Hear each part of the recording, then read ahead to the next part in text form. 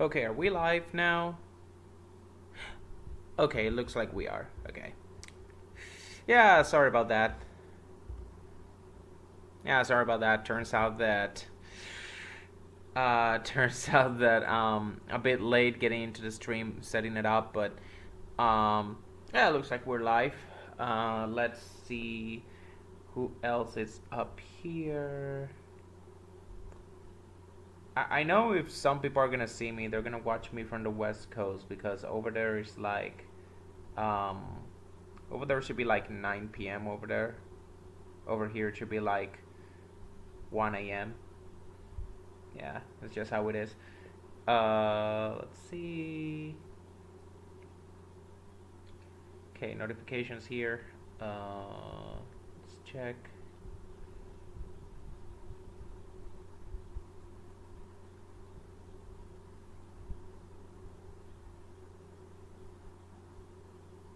Okay, let's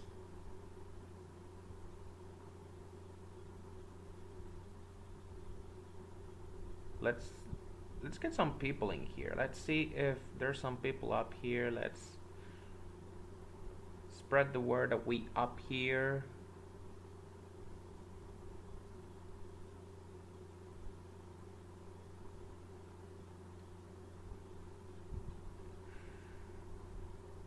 Mm. Okay, so we're gonna be doing what we're gonna be doing is two streams tonight. This first stream is gonna be the yeah. I'm having my own version of the Daytona duels, like stream one and stream two. But yeah, this first stream is gonna be the one that is gonna cover the video that I was supposed to do yesterday, but I wasn't able to. I know some people are gonna like. I know some people were aware of this if they watched this last like I tweeted something yesterday that I was like tired and I just had a very long day at work. So because of that, I just didn't feel like streaming. I just was in a down mood, a bit too burned out from work. So unfortunately, I decided to, yesterday was just a wash for me. So because of that, to make up for it, because I wasn't a very tight schedule. This is my own version of Speed Weeks, guys. Like this upload schedule that I'm doing is it's Speed Weeks, and because of that, and the fact that I wanted to, cut back on editing and getting as much content as you for you guys, I just wanted to get as many content for you guys as I could. Because of that, I've been live streaming because it cuts back on like editing video and stuff like that. I just have to voice my thoughts and stuff like that. Yeah, it's not the high quality content that I used to upload a couple years ago, but the thing is I'm just so behind on other stuff, and I just want to focus on other stuff as well because I have a life outside of YouTube. But at the same time, I have like a lot of video ideas that I just want to put together, and this videos that I have like planned out, these regular uploads. I'm gonna be doing some regular upload videos as well, but um, just bear with me. I'm just trying to get consistency on this channel, and no better time like the present. So, anyways, let's just spread the word here that we are live. Uh,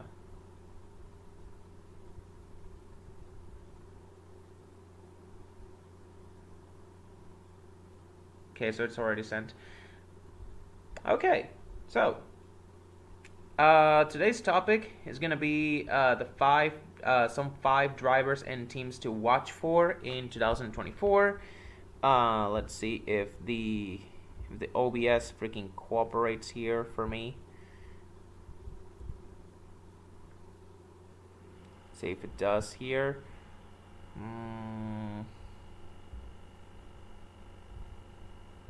Okay, that was not. Okay, that was not supposed to. That was not supposed to work like that. Anyways, let's check. Uh,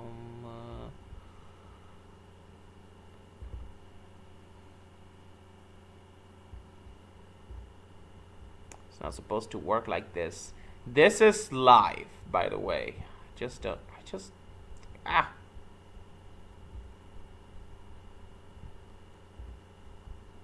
This is so stupid. This is so stupid. Oh my gosh. Uh, okay, I think I finally got this to work. I think I finally got this to work. Oh no, never mind. Shit. I know I had it. I know I had it down. Why is it failing on me now, buddy? Don't fail on me now. Freaking OBS, man. I think it's just me. I don't know. I think it's just me. I think it's just me. Okay, okay. I think I just might have made it work. Okay. Oh no, this one's ugly. Okay, there we go. There we go. Okay. Okay, so as you can see here, we're gonna be talking about some 5 drivers and teams that you should watch. The first team is actually Legacy Motor Club.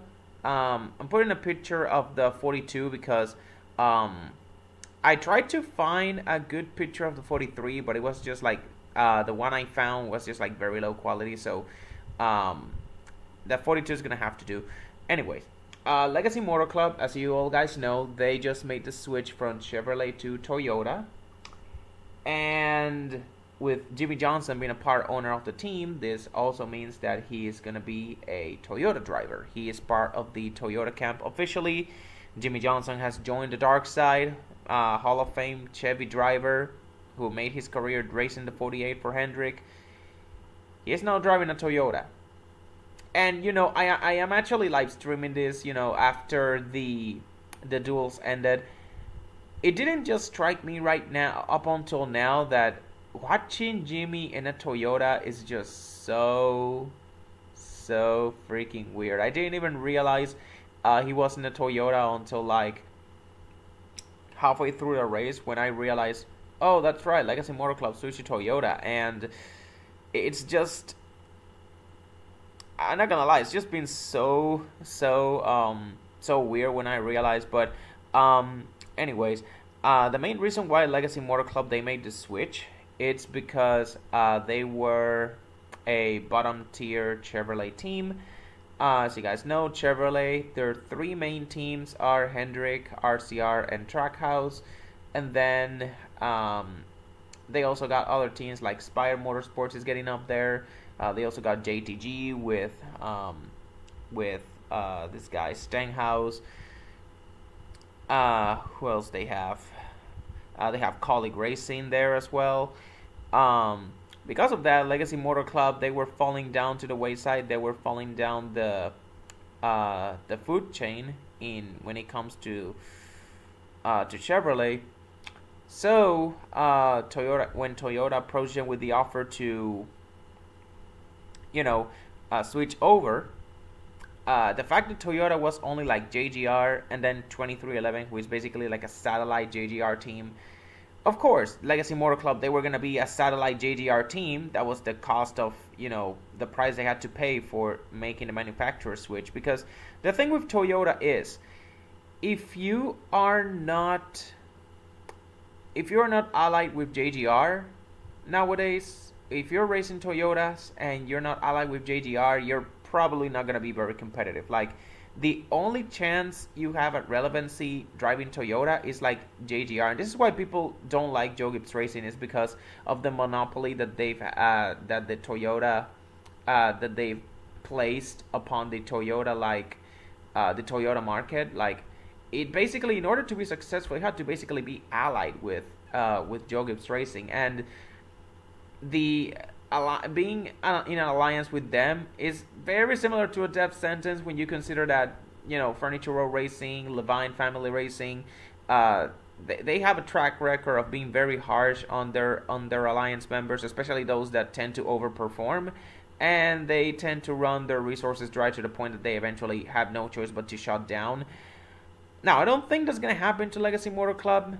Um, but then again, you can make the argument that it hasn't happened to 2311 yet because Denny Hamlin owns the team himself. But um, the point is, Legacy Motor Club, they're gonna be a more priority on Toyota. I mean, they're gonna be like behind Joe Gibbs and 2311. They're gonna be the third Toyota team, but even then, being the number 3 team in Toyota is like better than being the number 7, a bottom feeder team at Chevrolet.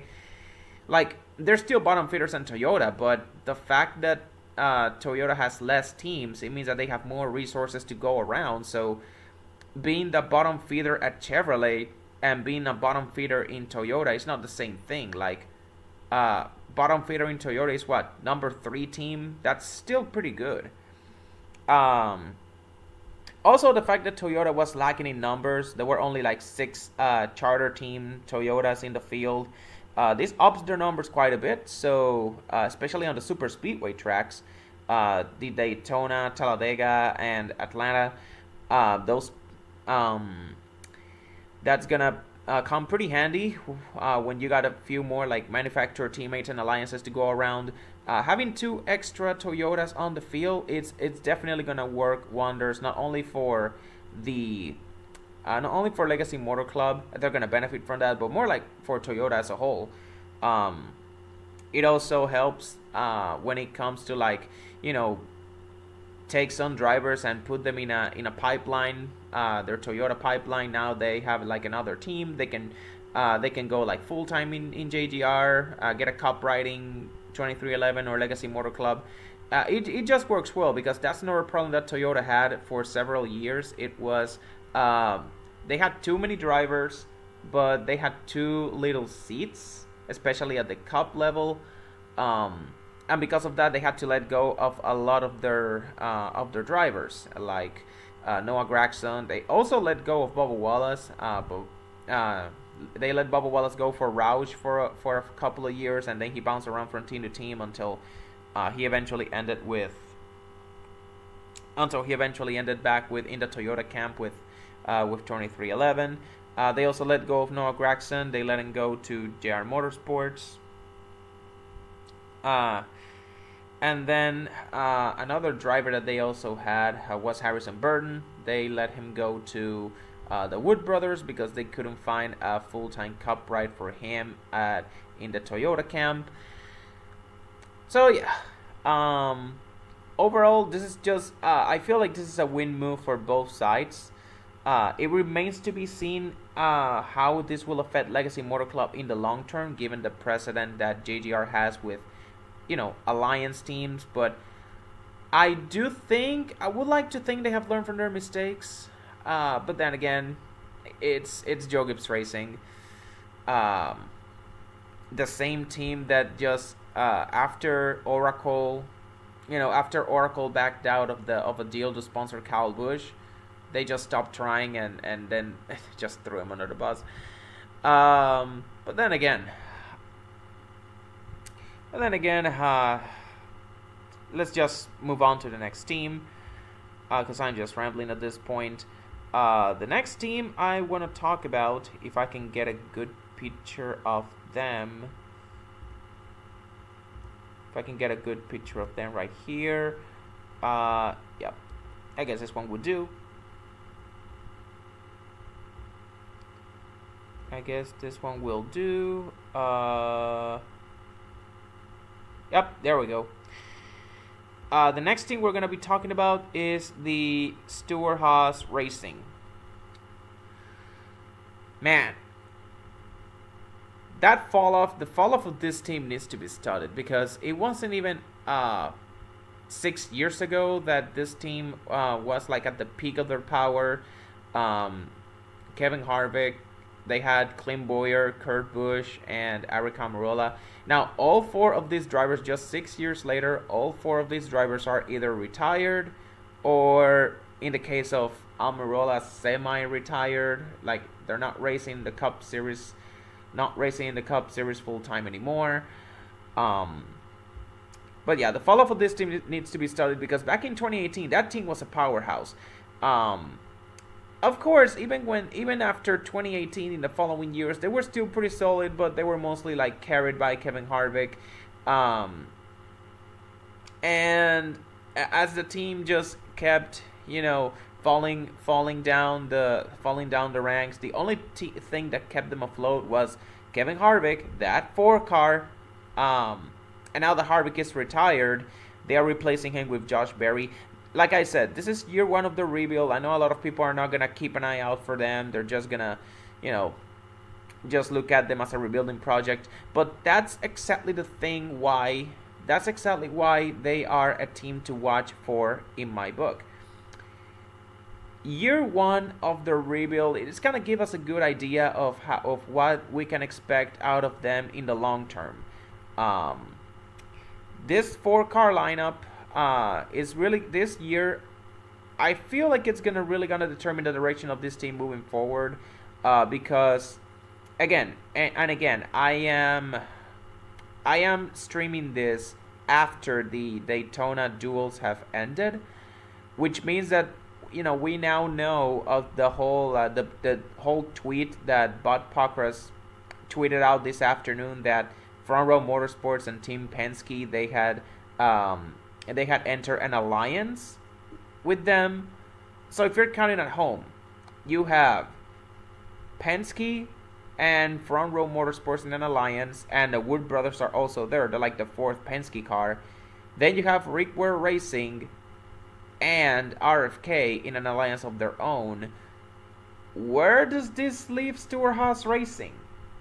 They no longer have an alliance. Their alliance that they had with Rick Ware Racing, it's no more. They're now with RFK, and I mean the only time they have an alliance with them is when Riley Herbst is running on their super speedway races. But outside of that, Stewart-Haas is on their own. They are a four-car team, but they're like a very mediocre four-car team. They're not quite as bad as Rick Ware Racing in 2021. If you remember that infamous Rick Ware Racing 2021 team that they had like 4 charters of rolling chicanes. I don't think Stewart-Haas Racing, they're far from rolling chicanes, but their four driver roster, like the expectation, the only drivers that had any chance of doing anything for that team, like top 20 in points level of performance, Chase Briscoe and maybe Josh Berry. Again, this is a maybe because I like Josh Berry and I just want him to see and do well. I picked him for Rookie of the Year. Here's my Rookie of the Year pick.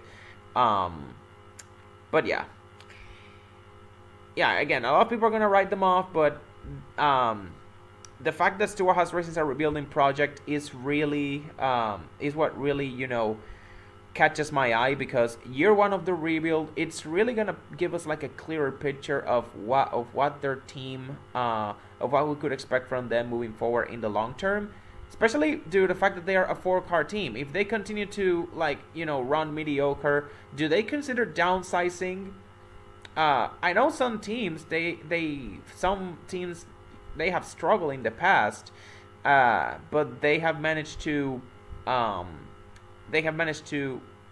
find better results by just downsizing. If you remember RCR back in 2010, they got rid of Casey Mears, and then they went into 2010 with Harvick, Jeff Burton, Clint Bowyer.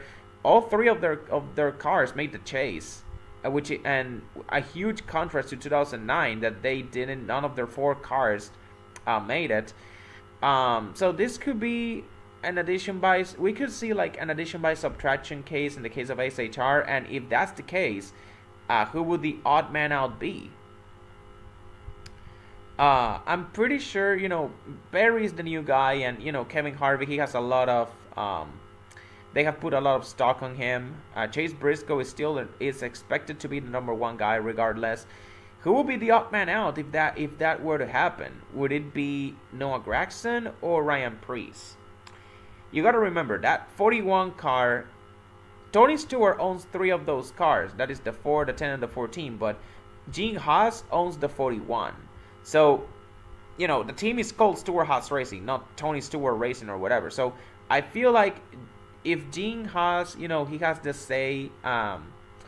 If Gene Haas has like the say in the team, I feel like, by process of elimination, Preece would stay, as would Briscoe and Berry, and Gragson would be the odd man out. But again, maybe I'm just getting too ahead of myself. Let's just wait and see how this rebuild, how this year one of their moving forward thing goes. I know they have hyped up the team a lot through social media. I know Tony Stewart has said a lot of positive things about the team on social media, and he has like very high expectations for that team. And again, there's nothing wrong with being optimistic. He is the boss man after all. You gotta have faith in your guys. But when the guy that has been carrying your entire team is no more, and you replace him with a guy that, yeah, he has shown promise in Xfinity, but his last year before coming to Cup, he went winless. That kind of raises a lot of question marks. And those question marks is exactly why I'm going to be paying very close attention to Stewart Haas Racing. Again, this team is going to be a team to watch for. A lot of people are going to write them off, but the fact that this is year one of the rebuild, it makes them very intriguing for me. Anyways, we going up to the next team. We finally got the 2 teams out of the way. The only 2 teams were Legacy Motor Club and Stewart Haas. These next 3 I'm going to be talking about are just drivers. Next driver I'm talking about is going to be Justin Haley. Now, Justin Haley just made the shocking decision to leave Kaulig Racing and sign with Requa Racing. And again, I cannot, what's the word? I cannot stress this enough. Justin Haley was not released by Kaulig and Requa Racing picked him up. No. Justin Haley left Kaulig Racing out of his own free will because he wanted to sign with Requa Racing. And I know a lot of people were really confused. Even I was shaking my head a little bit when it happened, but when I thought about it and I saw the moves that Requa Racing had been doing in the past couple of months, leading up to 2024, especially the biggest one, of course, being the alliance with RFK. They're no longer have a Stewart Haas Racing alliance. They are an alliance. They have entered an alliance with a 14 that is on the rise in RFK. They also signed Kaz Grala, and while he's not going to be running full-time, he's going to be running like, I don't know, 80% of the season for them.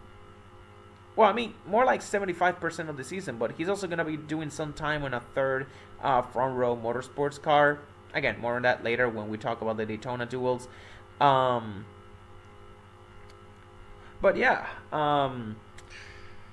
this team is on the rise. Requa Racing, they have been on the rise ever since they downsized from a 4-car rolling chicane team to now a 2-car operation, and they've been going steady ever since. I know they hit kind of a wall last year with the whole Cody Ware situation, but they have rebounded pretty nicely, and they have rebuilt themselves pretty good. I would say, funnily enough, I would say they are almost on par with Stewart Haas Racing. The results are pending, but Justin Haley and Kaz Grala is a very nice duo to build around. Of course, Cody Ware is still around, and at this point it is what it is with him. But Justin Haley and Kaz Grala, not a very bad duo. And of course, they got Riley Herbst for the super speedways, but then again, that's just a part-time deal, and that's a Stewart Haas Racing driver, so he has nothing to do with Rick Ware. But yeah, the main thing that's gonna be interesting for me to watch is Justin Haley, how he performs compared to his time in the 31. I know there's gonna be like a dip in, like a small dip in performance in the short term. In the long term, though, if this is like a long-term deal, and this is like a multi-year deal, if I recall correctly, Justin Haley signed a multi-year deal with the team. So I'm more interested to see how the long-term, how will like the long-term thing for how would this like long-term project for Justin Haley be, and what's the plan for him? Um, I would like to see how far he can take Rick Ware Racing. If he manages to take this team to a top 25 and take this team and turn it into like a top 25, I would say that's an accomplishment in and of itself, considering that Rick Ware Racing has been like a backmarker, borderline backmarker team at best for most of its existence. Um, Now, obviously, I don't expect a top 25 finishing points from Haley, nor do I expect him to be better than to perform better than what he did in the 31 a couple of years ago from there. Um, what it's gonna be interesting is to see how many races can he outrun, or how many races can he finish better than Daniel Hemrick. I know Hemrick's still gonna have the upper hand because Kaulig is, even with the RFK Alliance and the improvements that they have made, Kaulig is still a better team. Is still the better team. So again, this is on the short term. This looks like a very like a like a very downgraded move for Justin Haley, going from the 31 to the 51. In the long term, though, I see some potential, and this is why Justin Haley is gonna be one of my drivers to watch for. It's gonna be again, just like Stewart-Haas Racing. This is year one of the Justin Haley experiment at Rick Ware Racing, and a good start to that experiment. And how year one of this experiment goes could be a sign of things to come for the future. So if Justin Haley, like, he performs and he has numbers similar to the ones that he did in the 31 at Kaulig, then I gotta say, Rick Ware Racing, they got themselves a steal, and they finally have a driver to build themselves around that's not named Cody Ware. But then again, just getting too ahead of myself over there, but you hopefully you get the gist as to why I'm gonna be paying close attention to Justin Haley, and hopefully you should too. Again, this is just my opinion, just sharing my opinions on which drivers I'm gonna be watching closely this season. You can disagree with me if you want to. Anyways, next driver that I'm gonna be talking about, it's a driver that I have been alluding a lot. Driver that I have been, mentioning a lot, and I bought a lot of stock on in this past off season. The next driver I'm gonna be talking about is Alex Bowman. Let me make this picture smaller here. Let me see. Oh, that's a bit too small. Never mind. If it works, it works. Okay. Anyways. Alex Bowman, I have very high expectations for Bowman, and by high expectations, I don't mean that he's gonna, have a 2021 type of season where he wins 3 races and becomes a dark horse, and becomes like a kind of dark horse contender for the title. No. All I want for Alex Bowman is to just, pick up where he left off in 2023 before his back injury. If you guys remember, before the injury, Alex Bowman, he was like leading the point standings at one point. He got like, he started off the season pretty hot, like with 6 top 10s in the first 7 races, and 3 of those being top 5s. I remember that very good because he just fell off after that. He had the back injury, and then after he came back, he was like close, like it was in the playoff bubble. And then after that, like he posted a lot of mediocre finishes. The top tens were hard to come by, and he just was never the same. And immediately my mind went immediately to this guy has suffered a concussion in 2022 that cut his playoff run short when he could have very realistically made it to a round of 8. Instead, he just gets his playoff run gets cut short due to injury, and you compound that with the back injury in 2023. Like, at what point? At what point?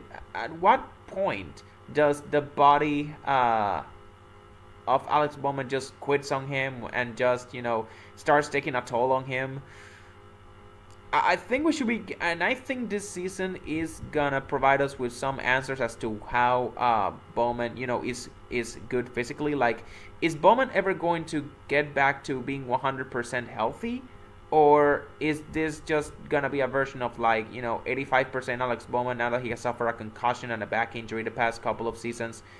And if you guys watch my live stream of where I talked about my playoff predictions, you will know I had Bowman in as my 16th and final driver, making it in. And I had him barely beating out Daniel Suarez for the final spot. But that also I also said, and I quote, that I was not 100% confident on that pick because of, Alex Bowman's recent injury history. And because of that, he is perhaps the biggest question mark coming into the season. In the end, I gave Bowman the final playoff spot based on the fact that he is driving a Hendrick car. And, again, Hendrick is like the best team in NASCAR right now. Or one of, if not the best team in NASCAR.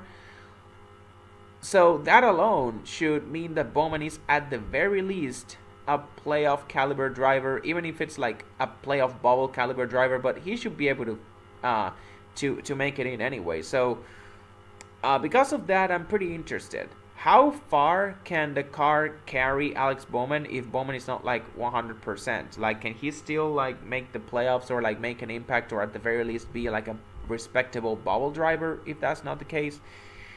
And again, it's gonna be really interesting to see, because Bowman, he can be consistent. When he is consistent, he is really good. But when he is inconsistent, he is really, really bad. Like, Bowman is like a Jekyll Hyde. Let's just say he is a Jekyll Hyde. When he runs good, he runs really good. When he runs bad, he runs really bad. There is no in between when it comes to him. But and again, that's what makes this 2024 season so intriguing. It's gonna give us some direction as to what Bowman's the rest of his career could look like, and if this could also, if Bowman has a good season, then that's great. But if Bowman just flames out and it's just never the same, then that could raise some question marks as to what his future could look like with Hendrick. I know he is in the midst of a multi-year deal because Ally is all in on him. Bowman has been a great brand ambassador for that for those guys.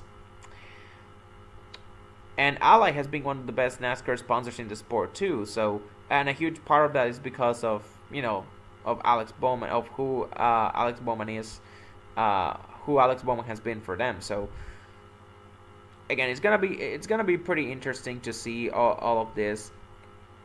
What's even gonna be more interesting will be the playoff fight between Alex Bowman and the guy that I have beating him, because number 5 and the final driver that I'm gonna be talking about is Daniel Suarez. Okay, let me put this picture here better. And there we go. Okay, no. Okay. Let's get this picture smaller. Okay, not too small. Okay. Okay, there we go.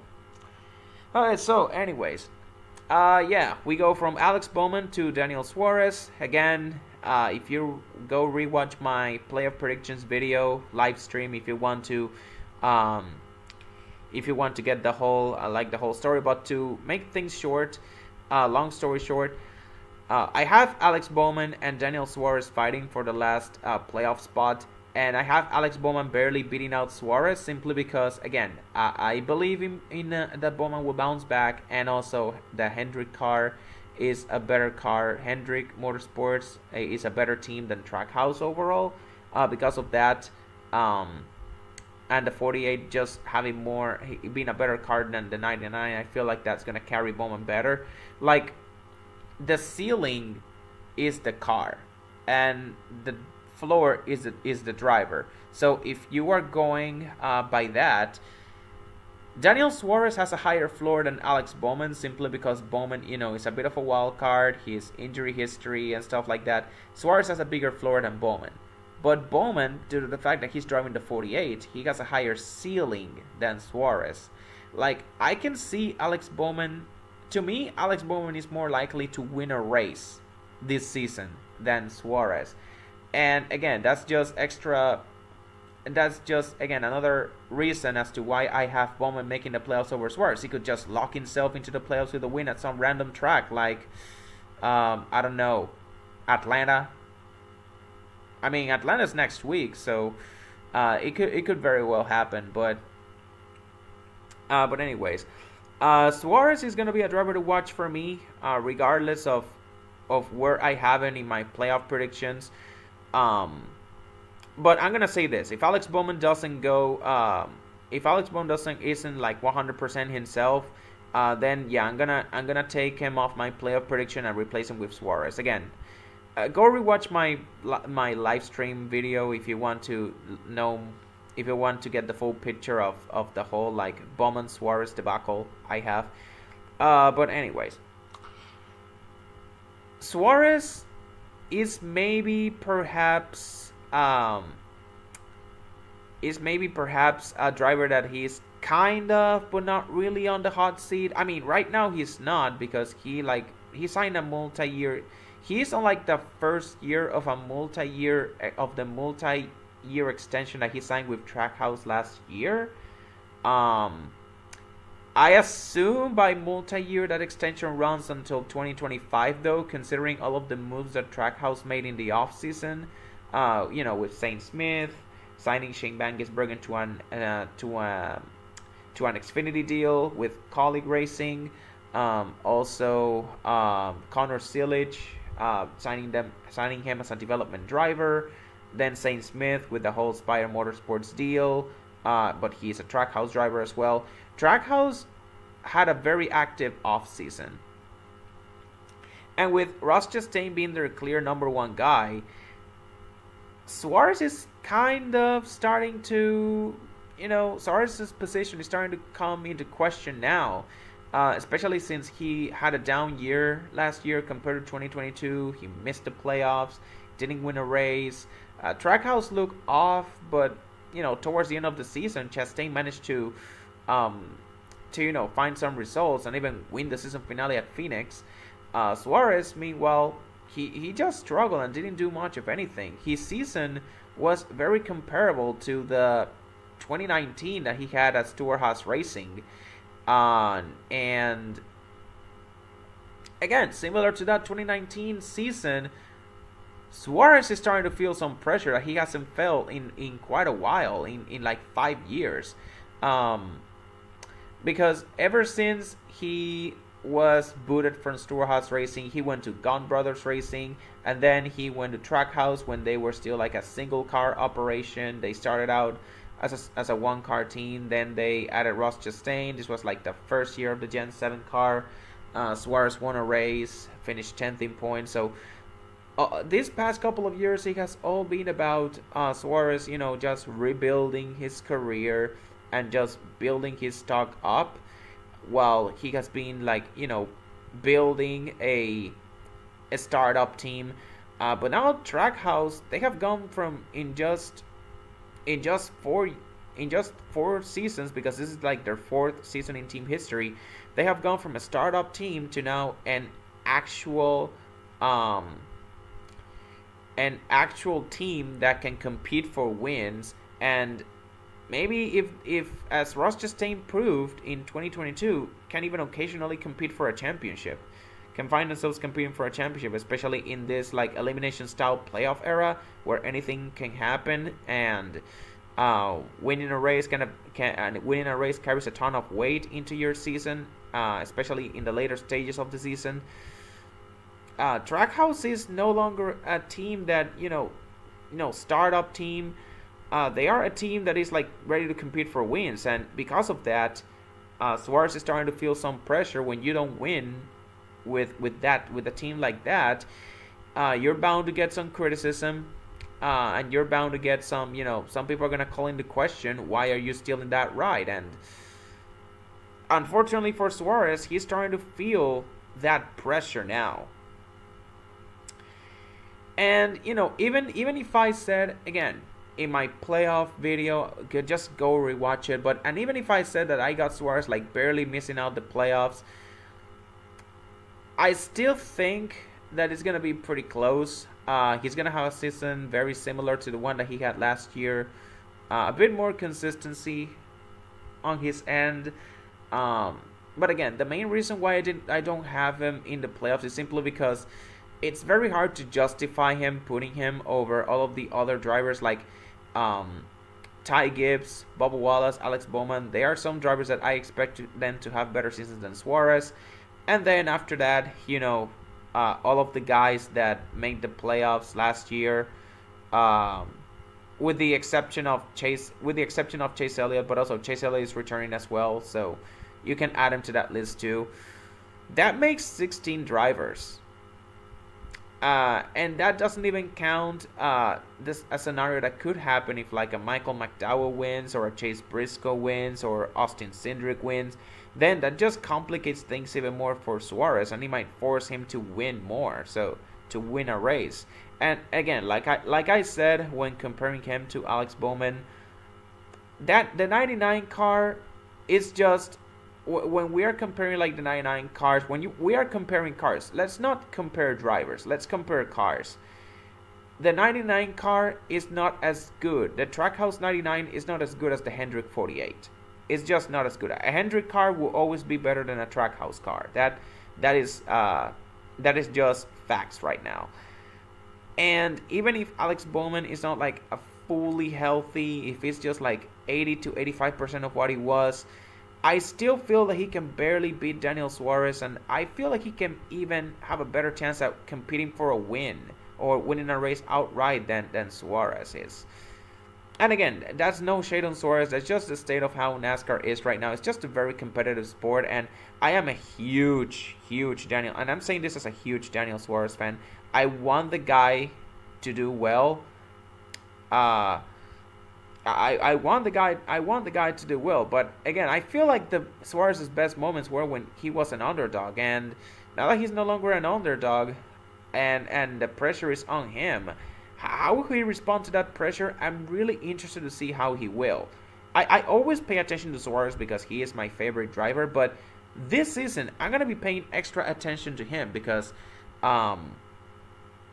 yes, his contract doesn't expire until 2025, but there's no better time like the present to start making your case as to why you should a Trackhouse should consider Suarez as part of their future, even with all of the signings they've made, even with Zane Smith eventually joining Trackhouse, driving one of their cars, even after Shane Bangisbergen moves up to the Cup Series at some point, even with Trackhouse turning the Project 91 into a full-time third team. If Suarez has a good 2024, he could start making his case. He could start, making his case as to why he deserves to be part of that team's long-term plans moving forward. So, that's all of my drivers that I had for. That's all of my drivers and teams that I had to watch for in 2024. Once again, here's the list. If you guys want to, just to recap: Legacy Motor Club, Stewart Haas Racing, Justin Haley, Alex Bowman, Daniel Suarez. Those are my 5 drivers and teams that I'm gonna be paying close attention for in 2024. Again, those are just my opinion. And then again, I guess this is where the stream ends. Yeah, I guess this is where it ends because, like I said, I'm gonna be streaming a bit later, like in about 30 minutes. I'm gonna be streaming later, talking about the Daytona duels again. This stream that I'm just doing, this video stream, like the drivers to watch for in 2024. I was supposed to stream this last night, so I am just like, you know, making up for the fact that I was unable to live stream last night. This is yesterday's stream, so in 30 minutes I'm gonna be streaming my my thoughts on the dual races at Daytona. I'm just gonna take a quick 30-minute break, and then I'm just gonna be back there with you guys. So anyways, that is all, and see ya.